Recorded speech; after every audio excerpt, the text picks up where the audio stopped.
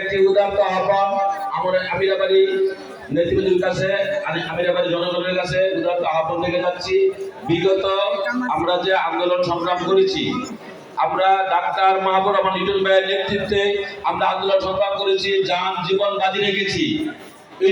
গত 5 তারিখে যে দেশ স্বাধীন হয়েছে, আমি মনে করি ত্রিশাল তথা ময়মনসিংহ যদি কোনো আন্দোলনের কোনো নায়ক থাকে সেটা আমাদের ডাক্তার মাহবুব রহমান লিটন ভাই। আগামী জাতীয় নির্বাচনে অবশ্যই উনি নমিনেশন পাবেন ইনশাআল্লাহ।